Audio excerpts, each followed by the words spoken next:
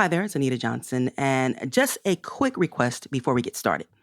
Please rate us on iTunes or wherever you catch our podcast. That helps other people to find us. And of course, give us a high rating. Thanks, and here's the show. Making contact. Making contact.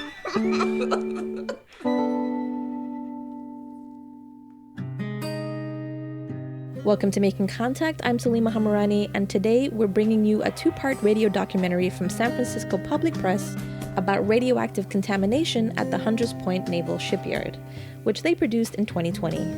The shipyard was contaminated originally during the Cold War, but remains toxic today and continues to affect the surrounding community. The two-part documentary is called Exposed: The Human Radiation Experiments at Hunters Point. Here's part one, and San Francisco Public Press reporter Rebecca Bao.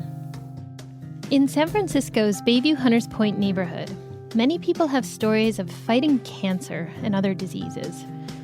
Community advocates want answers. To what extent have these illnesses been caused by exposure to unusually high levels of environmental contamination?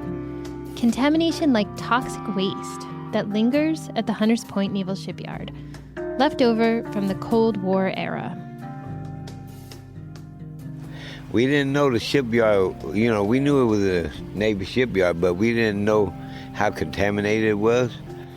10 or 11, 12 of our friends, we all get together and we throw coats up on the bow wire and we hop over the fence and we'll play in the shipyard.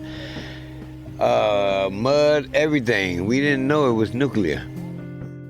There's very little discussion of these human radiation experiments. It's a conversation that very rarely happens at all in public. Military scientists carried out experiments at this naval base using radioactive material to study the health effects of exposure to radiation.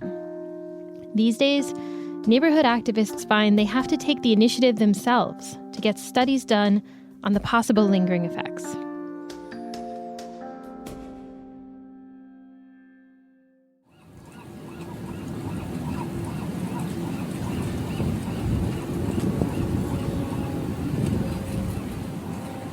The Hunters Point Shipyard is a sprawling abandoned naval base along San Francisco's southeastern waterfront. It's a landmark in the Bayview Hunters Point neighborhood, defined by a giant crane rising up from an island of concrete. Massive dry docks sit empty. Water from the bay comes right up to old railroad tracks leading to empty buildings. In 1945, components of the atomic bomb dropped on Hiroshima were loaded onto the USS Indianapolis at this very location. Today, the shipyard is the site of San Francisco's largest residential development project. A small neighborhood of residents already lives in condos built here, and more buildings are on the way. In June of 2020, Bayview health advocates told me they were worried about toxic dust. Soil excavation had started up recently on the shipyard, while neighbors sheltered in place nearby. We're in a community and in a zip code where the Department of Public Health has identified the second highest case rate for COVID infections. That's Dr. Ahimsa Porter Samchai, a community advocate and medical doctor who works to highlight health disparities in Bayview. For generations, people living here have reported health problems, and COVID-19, which can attack the respiratory system, has hit the Bayview with particular force. So Dr. Samchai was concerned that toxic pollution could go airborne, thanks to the nearby digging on the shipyard construction site. There's no justification whatsoever for going forward on, outdoor construction activities, especially in a region like this that is so isolated and is at the center of so many sensitive receptors in the community. Samchai spearheaded a community health biomonitoring survey and gathered urine samples from dozens of study participants. From the beginning, we were seeing two elements surface in the screenings almost universally. One of them is manganese. The other one is a rare element called vanadium. Both of them are chemicals of concern in the shipyard soil. So far, it's shown that some area residents have elevated levels of arsenic and rare radionuclides in their bodies. Radionuclides are atoms that emit radiation. And the ones found in this study have been found in the shipyard, too. On top of arsenic, manganese, and vanadium, uranium and a rare radionuclide called gadolinium have also appeared in urine samples. As of 2020, the study had identified 16 people living in Bayview, Hunters Point, who each had at least 3 of the elements in their bodies. And we have 2 women who are neighbors. One of them underwent brain surgery in the front for removal of tumors, brain surgery in the back, a posterior craniotomy for removal of brain tumors, excision of a breast cancer, and an ENT surgeon recently diagnosed her as having a tumor in her ear. Her neighbor underwent surgery for a brain tumor in a pituitary tumor. She also has 2 different tumors in her ears, and she had excision of a pulmonary nodule. Now, were they tested as part of the study? Yes, and they have arsenic levels that are out of this world. The survey findings don't offer enough data to prove that toxic elements in the environment are directly linked to health problems, but they give key information that Somchai says calls for more research. With further study, she says it may be possible to establish a connection between health problems residents have today and the lingering contamination from the shipyard's nuclear history. And I really do believe that we have a radionuclide that likely speaks to the history of the shipyard and its nuclear history specifically. U.S. Navy records show that many radioactive hotspots have been detected throughout the shipyard. The Navy is responsible for toxic waste cleanup at the site. That work is ongoing. One group monitoring the cleanup is Bayview Hunters Point Community Advocates, a grassroots environmental justice organization. Michelle Pierce is the executive director. She's part of a second generation of residents who draw a connection between the toxic contamination and the health impacts and are pushing for a full cleanup. I got into environmental justice because my mom and some of her activist friends formed an environmental justice organization. My mother has a legal background, and I was studying biochem engineering. And she would give me paperwork that she would get from Navy engineers and laboratory scientists and say, Michelle, can you interpret this? While Pierce and her mom focused on tackling environmental justice problems, she says that her community has always had a complex relationship with the shipyard. Some of the people living in the area today are descendants of Black World War II-era shipyard workers. Their families fled the segregated South to find work in the Bay Area. A lot of the people who were historically in Bayview Hunters Point came out to San Francisco to work in that shipyard specifically. They offered really good, really well-paying, solid middle-class jobs for people who would not traditionally have access to that kind of economic power. But by the time she was coming of age in the neighborhood, in the 1980s, those shipyard jobs that had once attracted thousands of Black workers to San Francisco had vanished. The base was deactivated in 1974. That left an entire community facing a wave of unemployment. And it left behind about 450 acres of extremely contaminated waterfront property. There was a lot of stuff going on at that base until the Navy finally acknowledged that, oh yeah, by the way, probably that entire base is toxic. By 1989, the shipyard had been designated as a Superfund site on the Environmental Protection Agency's National Priorities List. That designation officially made it one of the most toxic places in the nation. It became a high priority for cleanup, especially as the ambitious and lucrative housing development plans came together. But the chain link fences separating the shipyard from residential areas never stopped neighborhood kids from exploring. Here's Leotis Martin, who moved to Bayview with his family in 1966 when he was 6 years old. We didn't know the shipyard, we knew it was a Navy shipyard, but we didn't know how contaminated it was. 10 or 11, 12 of our friends, we all get together and we throw coats up on the barbed wire and we'll hop over the fence and we'll play in the shipyard. Mud, everything. We didn't know it was nuclear. You know, some of my friends passed away from cancer. Our whole thing is that we want to be healthy. It's the people on Nob Hill, you know? And that's why we fight this fight. And we actually fight this fight for these people to do their damn job because they get paid a lot of money, you know, to watch over health first, human lives first, but they're not doing it. Beyond that fence and the dirt Martin and his friends played in, there are rows of abandoned buildings and cavernous industrial spaces that go right up to the edge of the bay. They're made of deteriorating concrete, glass, and steel. It looks like a strange mid-century ghost town. Some of these structures, including one white, windowless building, once housed a Cold War institution called the Naval Radiological Defense Laboratory. Here's Piers.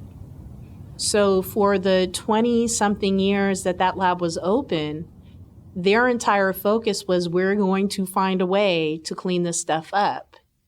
The main reason we know now that you can't fix it, that you can't clean it up, that this stuff persists forever, is because of the research that was developed at that lab, right?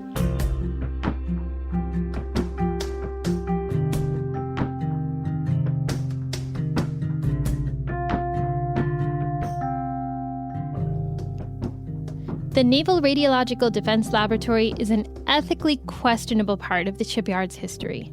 In the late 1940s, shipyard workers had to sandblast and scrub radioactive Navy ships that had been hauled to San Francisco after being used in atomic bomb tests. That left toxic waste in the soil at Hunters Point, and it left the workers scrubbing off the ships exposed to radiation.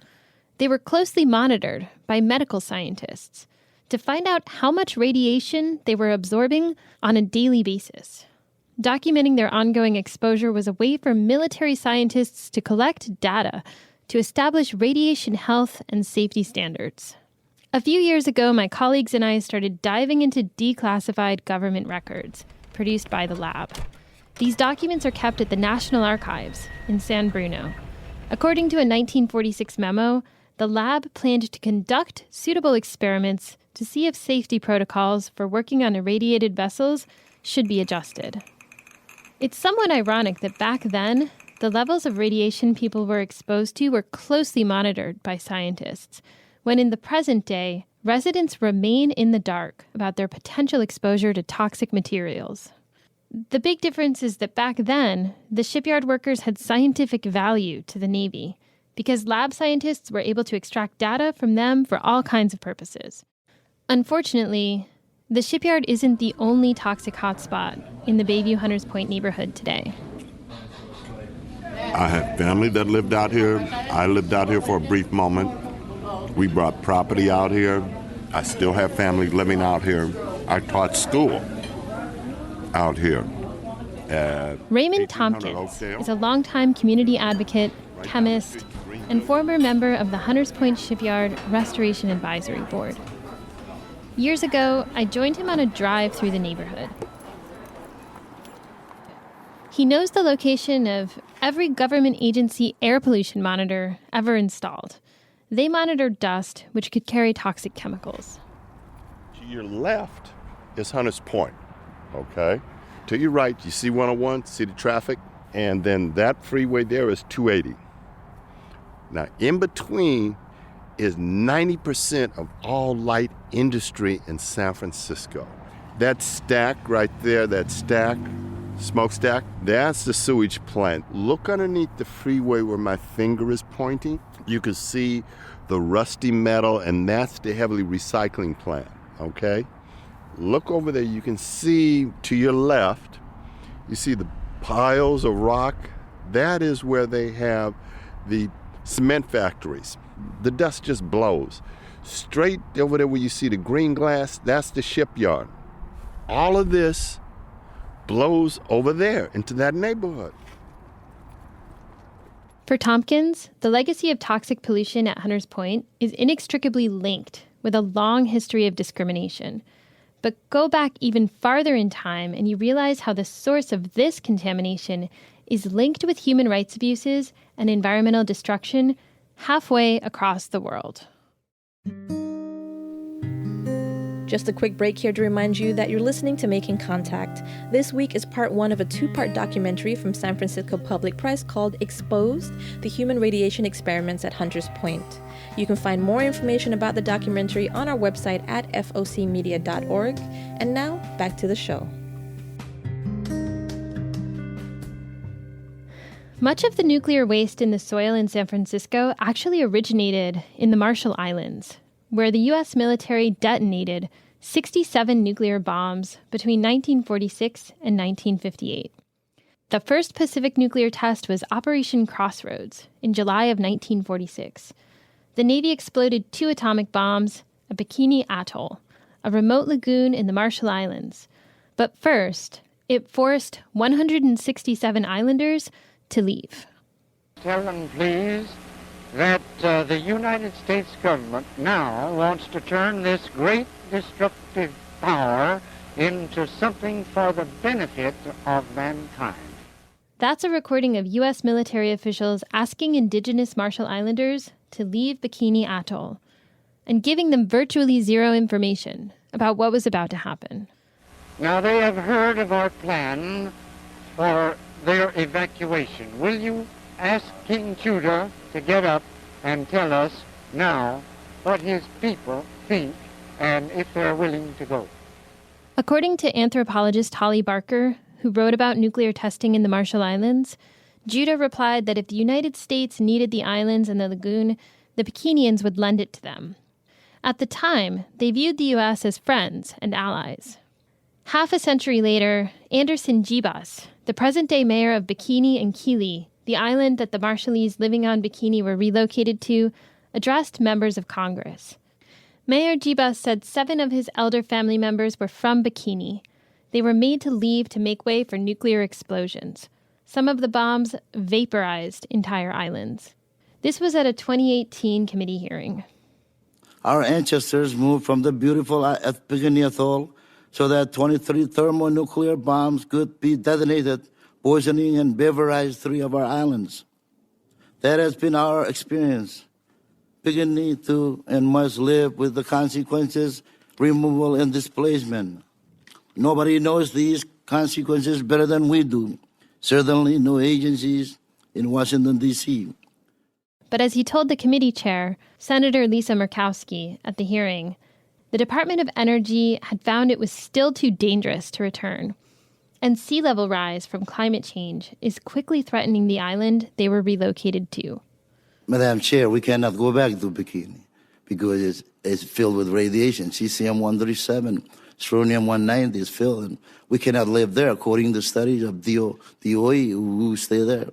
But we cannot live on Kili Island. It's only 3/4 of a mile wide and long. We consider a prison. There is not enough resources.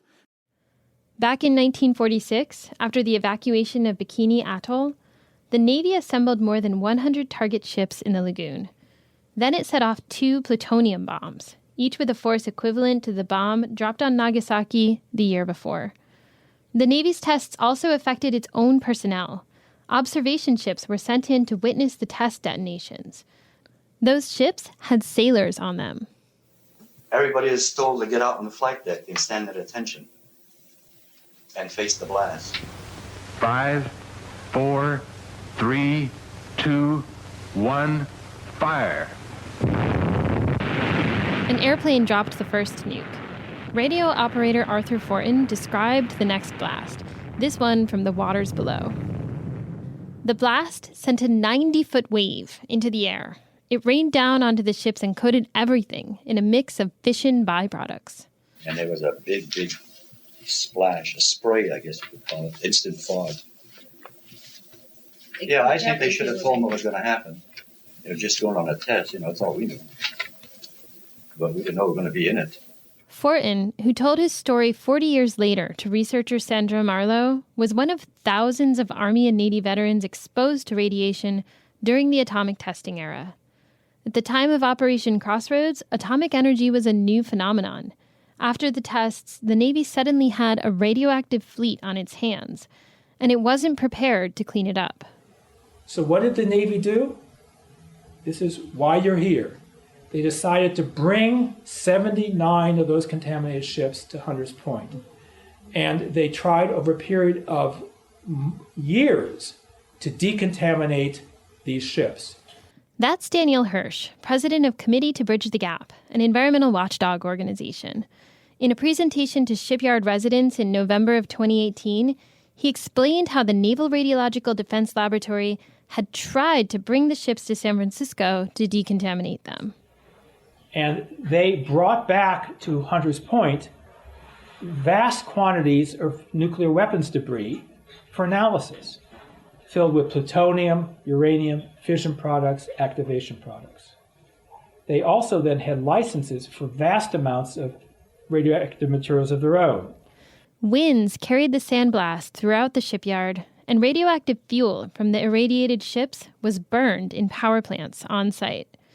Hirsch said the radiation lab participated in nearly every Pacific nuclear test conducted in the 1950s. Now, you all know the fundamentals of radiation. You cannot neutralize radioactivity by physical means. All you can do is move it. So decontamination of these ships meant getting the radioactivity off of the ships onto Hunters Point. Throughout the Cold War decontamination efforts, the U.S. government denied that the contaminated ships posed any danger. It even made propaganda films in response to fears about the dangers of radiation. Here's audio from one about the USS Independence, one of the contaminated ships brought to San Francisco after the tests. The Independence got the attention of heavy thinkers everywhere. Really, Claire, I just can't imagine why they brought that boat back. From what I've heard, it's very dangerous. Indeed it is. It's contaminated. And I read that contamination simply never dies away. In keeping with the sexist attitude of the times, at this point the two women are shown almost causing a car crash. Really, it's a menace to public health and safety. The charges brought against the Independence were, like false death reports, exaggerated. A quick post-mortem on the bikini tests shows why. The target vessels were old, obsolete. They had been earmarked as expendable. Some were eliminated by the tests. Others were sunk later because of the structural damage they had sustained. Instead of being sent to the bottom at Bikini, the Mighty Eye was given a stay of execution and taken back to the States.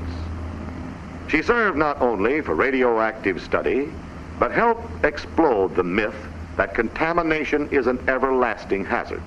In 1951, the Navy intentionally sunk the Independence near the Farallon Islands, about 25 miles west of San Francisco. But before this happened, the ship was loaded up with radioactive waste, not just from Hunters Point, but also from other Bay Area research labs. The radioactive ship remains at the bottom of the ocean to this day. So far, the cleanup project cost more than $1 billion. The Navy's responsible for remediating the polluted land to make it safe to build housing. And according to the Navy today, the Hunters Point Shipyard is safe for people who live and work there. But in 2014, it had come out that government contractors had faked soil samples at the shipyard. By Tetra Tech EC, a U.S. Navy contractor, had provided fake soil samples from an area where Tetra Tech was tasked with remediating radioactive contamination. Anthony Smith spent years as a field technician with the crews at the center of the scandal. He later came forward as a whistleblower, charging that Tetra Tech had altered data under pressure to get the job done.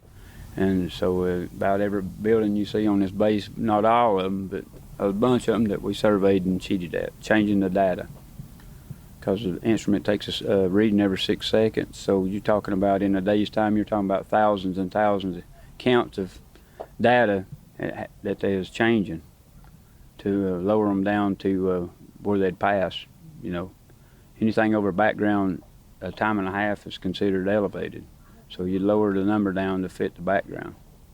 So if it read 15,000, which is elevated, we drop the number down to 7,000 or 8,000. That's how you cheated with the numbers. The Tetra Tech scandal has eroded trust in the Navy, prompted lawsuits, and caused delays. What's more, some advocates have pointed out that the majority of the base was never even tested at all. And this has only inflamed tensions with neighbors who don't trust the Navy or the housing developer. You could hear those tensions surfacing at this community meeting in 2017. These poor folks are up standing here being forced to tell y'all another lie. I think you need to know what a lie sounds like. When they tell you that this stuff is safe and that there is no problems with the soil samples and that the Navy says this is a lie. That's Marie Harrison, an environmental justice advocate from San Francisco's Bayview Hunters Point neighborhood. Harrison passed away in 2019, and her memorial service at a Bayview church highlighted her role in trying to address environmental contamination that created health hazards in her community. In that tape, she was speaking at a meeting hosted by the U.S. Navy about the ongoing cleanup of toxic contamination in the soil at the Hunters Point Shipyard. The meeting got chaotic as community members pressed the Navy for answers. That party is over. And you don't live here. You don't live here, experience the cancer stuff that's going around, and our family's dying.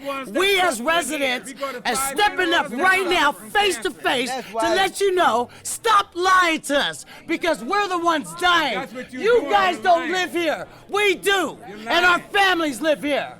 Still, the Navy has maintained that despite all this, the Hunters Point Shipyard should be considered safe. Here's Navy Representative Derek Robinson once more. So they're being exposed to just the general background level? General background level, same as any other location in San Francisco, practically. But maybe elevated slightly. I would actually say that the work that we've done has lowered it overall. You know, the things that I know people are concerned about their own health and their family, and my job really is to make sure this property's safe before we get rid of it. And the gold standard is what I allow my family to come here, the people that I'm most protective of in the world. And the answer is absolutely yes. It absolutely is. What it comes down to is the actual risk people might face, a risk that took on a completely new meaning in the context of the coronavirus pandemic, but which long-term residents have faced for generations. Community advocates are pushing for a more thorough cleanup of the Superfund site. The current plan involves installing layers of landfill, concrete, and fabric barriers on top of the toxic soil to keep the hazard contained. For Michelle Pierce, the second-generation advocate for a proper cleanup in Hunters Point, news of the Tetra Tech fraud was no surprise. Mistrust of the Navy is already the default. We're the residents. We live here. We live here over multiple generations, right? So we've been doing this since forever. The nature of the military is that people come and go. The traditional thing has been, oh, these are low education, low skills people, so they don't know what they're talking about. They're just paranoid. You know, they saw something, they misinterpreted it, they don't know. And that's what keeps happening. These are people that have been in this movement for, some of them for 40 years now, right? They know what's going on.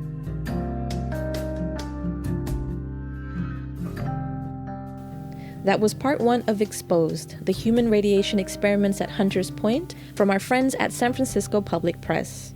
Part 2 is next week, so please tune in to find out why the Navy conducted human radiation experiments in the first place. And that does it for today's show. If you'd like more information, please visit us online at focmedia.org. I'm Salima Hamarani. Thanks for listening to Making Contact.